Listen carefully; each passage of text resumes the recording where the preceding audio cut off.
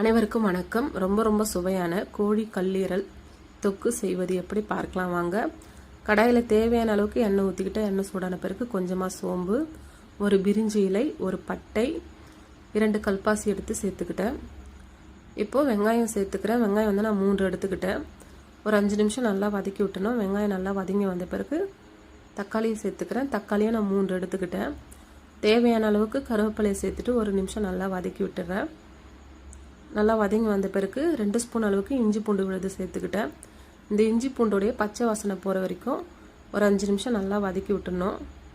இப்போ 1 ஸ்பூன் அளவுக்கு மஞ்சத்தூள், தேவையான அளவுக்கு கல் உப்பு சேர்த்துக்கிட்டேன். இப்போ வெங்காயம் தக்காளி நல்லா வதங்கி வரணும். நான் வந்து 1/2 கிலோ கோழி கல்லீரல் வாங்கி எடுத்துக்கிட்டேன். தேவையான அளவுக்கு சின்னதாக கட் பண்ணிவிட்டு சுத்தமாக கழுவி எடுத்துக்கிட்டேன். இப்போ இந்த ஈரலை சேர்த்துக்கிறேன். ஈரலை சேர்த்துட்டு ஒரு 2 நிமிஷம் நல்லா வதக்கி விட்டுடணும். நல்லா வதங்கி வந்த பிறகு ஒரு 1/4 ஹவருக்கு மூடி போட்டு ஓப்பன் பண்ணி எடுத்துக்கிறேன். நல்லா வெந்து வந்துருச்சு.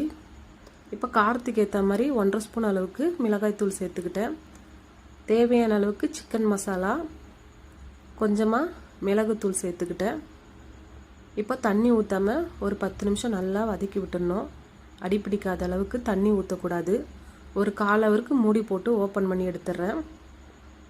பாருங்கள், நல்லா வெந்து வந்துடுச்சு. தண்ணி நல்லா ட்ரை ஆகிடுச்சு. இப்போ லாஸ்ட்டாக கொஞ்சமாக கொத்தமல்லியை தூவிட்டு கொஞ்சமாக பெப்பர் தூளை சேர்த்துட்டு கலந்து விட்டு எடுத்தால் சூப்பரான சுவையான கோழி கல்லீரல் தொக்கு ரெடி ஆகிடுச்சு. சூடான சாதத்தில் வச்சு பிசைஞ்சு சாப்பிடும்போது ரொம்ப சுவையாக இருக்கும்.